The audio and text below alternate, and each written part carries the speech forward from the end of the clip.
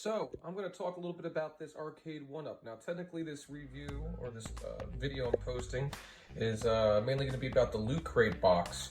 But I'm adding a little bonus thing in here. If you just want to get right to the Lootcrate and skip this machine review, you can go to the time marker that I'm actually putting in the description of this video. But, you know what? If you're a Ninja Turtles freak like me, why wouldn't you want to hear about this awesome Arcade1UP? So let's take a look at it. 4 players, and I believe this is the first Arcade1UP unit to actually feature the 4-player option. So with these Arcade1UP machines, they're smaller than your average, arcade cabinet. They're a little bit scaled down. So to do 4 players on here is a little tight. 4 adults there, it's tough. 2 or 3 is much more comfortable. But look at this thing. You have the original artwork from that actual arcade, the weird cosplay shredder there. You got it on the side here too. Same art on the other side. The cool part about this too is that it features a riser. This one comes with a riser.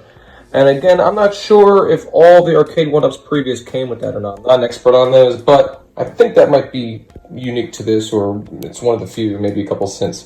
They added this cool green trim. It's kind of a neon green, which I really fucking dig. It kind of makes a more turtly effect of the overall arcade, and there's nothing here to not love. I mean, I talk about this all the time, the nostalgia factor. If you're like me and you were a kid in the 90s, late 80s, eating up everything Ninja Turtles, there's a good chance you probably went to the arcade one or a shit ton of times and played this game. And obviously the graphics are the actual arcade graphics from the Konami 89 version. It's not the Nintendo port. And then if you look down here, you can see that this also includes Turtles in Time, which I mostly played on the Super Nintendo in the 90s when I played it. But it was the second kind of big arcade cabinet release, Ninja Turtle-wise. So there's nothing here to not love. The assembly wasn't bad. I'll be honest with you. I was intimidated at first a little bit because I've never built an arcade cabinet of any kind before. But it took me... And I was taking my sweet time. I just sat down with everything. I knew I was going to be in for a long haul, so I didn't rush on it. I had a little tequila with me, as usual, and I just took my sweet time building this thing. It took me like an hour 45, so not that bad. I was expecting way worse. It'll probably be a little quicker if you have somebody help me. I did this completely by myself. And like I said, I was just relieved that it wasn't that bad. And the cool part is to be able to have an arcade cabinet like this in your man cave or your game room, toy room like this is. I mean, it's just neat. Again, nostalgia factor jacked up to 11. If you play this arcade game, it's just really cool. Never as a kid did I think like I'd actually have a room with an arcade cabinet in it like this. Take a look at all that. Now, the other cool part about this is it's not going to break the bank either. It's not overly expensive. I know at different times at Walmart, you can get this for $300 to $400, depending on what promotion they had going on at the time. I think I got it for $300. I'm not sure if they're still easily findable at Walmart stores, but I think you could also order it. And again, to have an arcade system like this, be able to play this game for not insane money, and really the build on it is nothing insane either. It's pretty cool. Another cool feature on this, the volume. I think the previous Arcade1UP cabs just had like a low volume and a very high volume setting. This one you could actually adjust the volume of the way. I'm not going to jack it up to 15, which it goes up to, because it'll blast my fucking ears off. But it's cool. It's another upgrade made for this. I love it. Again, I have to recommend this. I mean, if you want something cool, like a nice centerpiece type deal in your game room or toy room and you're a Ninja Turtles freak, this is a good way to go. But we're going to move on now to the Lootcrate. Alright, now we have this opened up. So I already separated the shredder figure from the other parts that come with this. A lot of cool little things. I dig it. So I'm only going to briefly go over the other elements here. I mainly want to talk about the figure, but there's some other cool shit in here. We have to talk about it. Here's a fact sheet that comes along with it that kind of tells you everything that's in it. You see the keychain, the figure, the card, the pin. It's all right there. Now, the great part about this is, again, it's the original Mirage comic inspired. So I'm a huge fan of that original comic. And to have this kind of cool, geeky stuff that gives some pretty cool nods to the original comic is nice. Here's a travel cup. TCRI, so you probably know what that is if you're a fan of the original comic. If not, it doesn't matter. That was the organization that created the mutagen, that created the Turtles into the Ninja Turtles, basically. You end up finding out later on that they're actually an alien race called Utroms. And if you haven't seen the original comic stuff and you don't know what Utroms are, essentially Krangs. You know, that inspired the look and feel of Krang later on in the cartoon series. It also comes with this keychain, and I think that comic cell right there, because that's what it is based on the original Michelangelo Micro series. In the beginning days of the Mirage comic, they would do these kind of little spin-offs about each different turtle. And I do believe this is from that at Chet's Toys. I believe is the toy store they went to in that. And it's the original artwork. So it's cool. Again, this is kind of like inside baseball, almost like really geeky homages to the original comic. Now also on this, if you see under TCRI, it says Company Picnic Northampton 84. So, to decode that a little bit if you don't know, Eastman and Laird, the two creators of the original comic series for Ninja Turtles, were in Northampton when they created it. And the launch was 84. That's when the first Ninja Turtles comic was released. So, geeky comic heads of the original comic and people that kind of like the backstory of the creation of the Ninja Turtles and know about it kind of get these little homages that we see.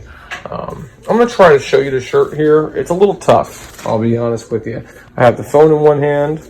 I'm trying to hold this spread out shirt here, but you've seen the logo. You get it. It's the same logo you already saw. And then beyond that, we have the travel bag. Again, TCRI and the Company Picnic Northampton 84. Again, if you're a fan of the comic and you get these little kind of obscure nods to the comic, it's just a cool thing to have. But let's get into what, in my opinion, it's the main event. The main reason that made me buy this, I've never purchased one of these Ninja Turtle Loot Crates. Now, to fill you in, earlier in the year, NECA and Lootcrate kind of teamed up to put out these releases. We always get an exclusive figure with the box, but then you get a bunch of other goodies, and one of them is arcade themed. There's a movie themed one. This one obviously is themed on the original comic. So the first two releases, one of them had a Spirit of Splinter from the 1990 movie when he had that blue translucent look at the campfire. Then there was one where it was an arcade turtle but zapped with electricity, like when Roadkill Rodney or one of the Technodrome levels that would just zap you with laser beams.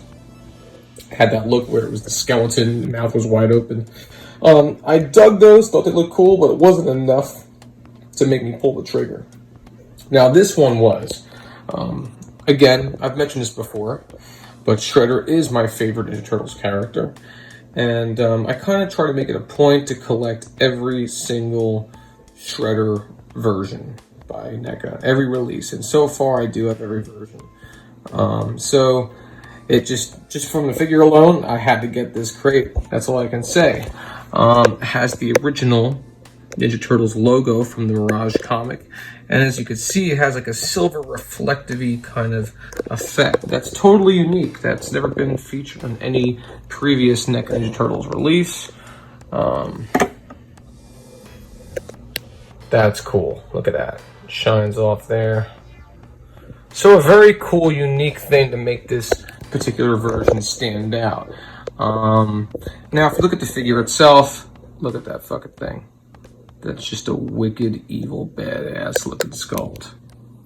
Shredder truly does look menacing. And that's what I really love about the comic version of Shredder in general. I love all versions of Shredder. I love the cartoon. But, you know, he's kind of like somewhat incompetent. A little goofy and comedic at times, which I guess they had to inject certain things into the cartoon to make it more kid-friendly. But man, he was just a stone-cold killer in that original Mirage run. And you could tell, he just looks more evil, more menacing, more dangerous. than the cartoon version in particular. So I love it. Now this paint scheme here, this is a repaint. This figure was originally released not in this paint scheme, but in the sculpt. The sculpt was a 2016 New York Comic Con exclusive.